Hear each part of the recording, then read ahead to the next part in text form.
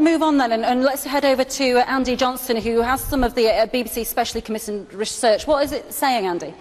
That's right, Ranveer. Now, of course, we can't second-guess what the outcome of the spending review will be, because George Osborne and his team are still working on the final details. So, the BBC commissioned Experian to carry out research into how the different local authorities across England are likely to cope with so-called economic shocks, like public sector cuts.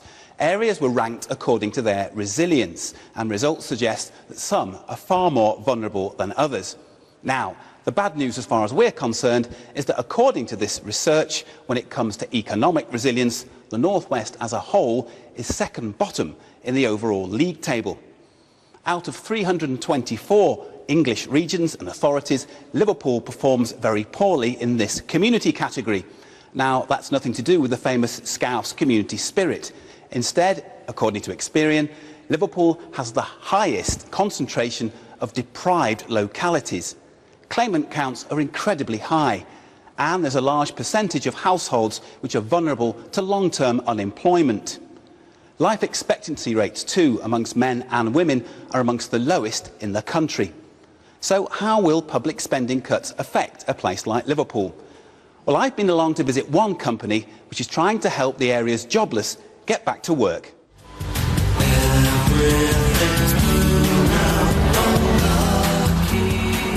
Liverpool has undergone massive changes. £1 billion of private money to create the Liverpool One shopping centre. There's also a new waterfront and museum. But travel a few miles out of the centre, and for some, it's still a tale of two cities.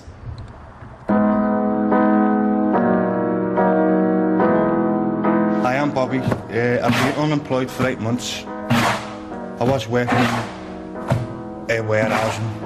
I am John Lawless. I've been unemployed for 2 years, but before this I was on the demolition for 8 years, and out of this I'm looking for full-time employment. Fusion 21 in Huyton trains unemployed workers for the building trade. It provides equipment like bathrooms and kitchens for housing projects. In return, the companies who fit them offer work. More than 600 permanent jobs have been created so far. Many of those are third-generation unemployed. And as you can see here today, we have got those unemployed people who are doing multi-skilling and upskilling to help them secure one of our jobs. Young people just come and learn how to tile, how to plaster, how to paint and decorate. And all jobs, you know what I mean? That's what they want. You are about to lose a chunk of funding. How will that impact on what you do here? We've had a huge Future Job Fund contract. Liverpool City region have been hugely successful. That is going. And what the Liverpool City region have been doing, and Fusion 21, is using that to create permanent jobs. That's going to have a massive impact on this city. Do you think Liverpool is a tale of two cities? Absolutely a tale of two cities. You can go into the Liverpool city centre, and it's really glamorous these days, or you can come into the suburbs like Huyton and the Knowsley area. These guys in here haven't got the money to go and spend in Liverpool One. Something has to be done to change that. We've seen there that Liverpool appears to be in quite a precarious position. Paul Brandt, who is the Labour Deputy Leader of the Council, are you worried that people, like we've seen in those films, the long-term unemployed, will get left even further behind with these cuts? Liverpool has seen in large part a major regeneration over the last 10 years, prompted by the government and European investment, and it will be a disaster to see that choked off and that economic regeneration put at risk. We're very keen to make sure that, yes, of course there do have to be cuts across the region, we accept that, but that those cuts have to be made fairly. So far, the government has targeted them specifically on areas of greatest need. For example, they cut the funding stream that funds projects which deal with deprivation. So consequently, Liverpool Council suffered the greatest percentage reduction in its turnover of all of the core cities in the whole of England.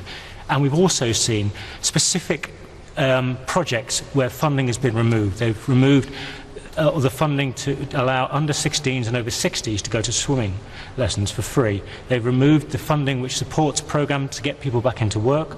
They've removed the funding which has been used to regenerate all of our schools. £350 million project, 26 schools. There will be children next year who will be being taught in schools with leaky roofs and inadequate buildings as a result of these particular school project cuts. We accept that they will have to be cut, but at the moment the areas of greatest deprivation are bearing the brunt of those cuts.